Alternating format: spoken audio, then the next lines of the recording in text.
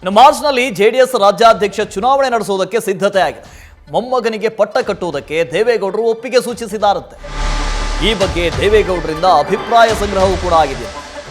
ನಿಖಿಲ್ಗೆ ಜವಾಬ್ದಾರಿ ನೀಡಿ ಜೆಡಿಎಸ್ ಪಕ್ಷ ಸಂಘಟನೆಗೆ ಮುಂದಾಗಿದ್ದಾರೆ ದೇವೇಗೌಡರು. ನಿಖಿಲ್ ಮುಂದಾಳತ್ವದಲ್ಲಿ ಪಕ್ಷ ಸಂಘಟನೆಗೆ ಸೂಚನೆ ಕೊಟ್ಟಿದ್ದಾರೆ.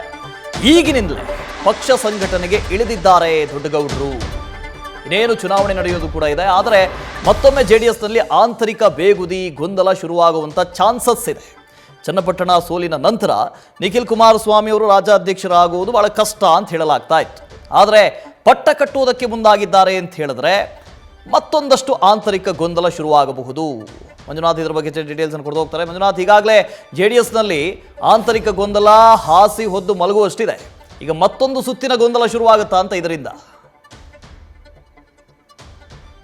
ಮಾರ್ಚ್ನಲ್ಲಿ ಜೆಡಿಎಸ್ನ ರಾಜ್ಯಾಧ್ಯಕ್ಷರ ಚುನಾವಣೆ ನಡೆಸೋದಕ್ಕೆ ನಿನ್ನೆ ಸಭೆಯಲ್ಲಿ ತೀರ್ಮಾನವನ್ನು ತೆಗೆದುಕೊಳ್ಳಲಾಗಿದೆ. ಈಗಾಗಲೇ ನಿಖಿಲ್ ಕುಮಾರಸ್ವಾಮಿ ಅವರ ಹೆಸರನ್ನು ಹಾಲಿ ಮತ್ತು ಮಾಜಿ ಶಾಸಕರು ಒಂದು ಸಲಹೆಯನ್ನು ಕೊಟ್ಟಿರುವಂಥದ್ದು. ನಿಖಿಲ್ ನೇತೃತ್ವದಲ್ಲಿ ಒಂದು ರಾಜ್ಯಾಧ್ಯಕ್ಷ ಮತ್ತು ಪಕ್ಷ ಸಂಘಟನೆ ಮಾಡೋದು ಸೂಕ್ತ ಅನ್ನೋ ಒಂದು ಅಭಿಪ್ರಾಯಕ್ಕೆ ಬಂದಿದ್ದಾರೆ ಅನ್ನೋ ಒಂದು ಮಾಹಿತಿ ಲಭ್ಯ ಆಗಿರುವಂಥದ್ದು. ಇದ್ರ ಬಗ್ಗೆ ದೇವೇಗೌಡರು ಕೂಡ ಇದಕ್ಕೆ ಹಸ್ತನ್ನು ಕೊಟ್ಟಿದ್ದಾರೆ.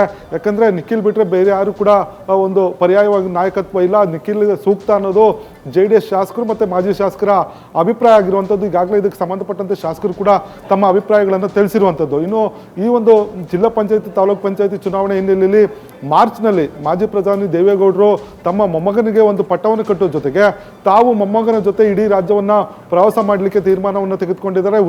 ಉತ್ತರ ಕರ್ನಾಟಕದಿಂದ ಹಳೆ ಮೈಸೂರು ಭಾಗದವರೆಗೂ ಎಲ್ಲ ಜಿಲ್ಲೆಗಳಲ್ಲೂ ಒಂದಷ್ಟು ಸಭೆ ಸಮಾರಂಭಗಳನ್ನು ಮಾಡಿ ಅಲ್ಲಿ ಪಕ್ಷವನ್ನು ಸಂಘಟನೆ ಮಾಡೋದು ಜೊತೆಗೆ ತಾಲೂಕು ಪಂಚಾಯತಿ ಜಿಲ್ಲಾ ಪಂಚಾಯತಿ ಚುನಾವಣೆಯನ್ನು ಗೆಲ್ಲಿಸಬೇಕು. ಆ ಮುಖಾಂತರ ಮೊಮ್ಮಗ ಏನು ನಿಖಿಲ್ ಇದ್ದಾನೆ ಅವನಿಗೆ ಬೆನ್ನೆಲುಬಾಗಿ ನಿಲ್ಲೋದಕ್ಕೆ ದೇವೇಗೌಡರು ತೀರ್ಮಾನವನ್ನು ತೆಗೆದುಕೊಂಡಿದ್ದಾರೆ ಅನ್ನೋ ಮಾಹಿತಿ ಲಭ್ಯ ಆಗಿರುವಂಥದ್ದು. Vasudev. Okay, thank you Manjunath. News first ನಿರ್ಭೀತಿಯಿಂದ ನಿಮ್ಮ ಪರವಾಗಿ.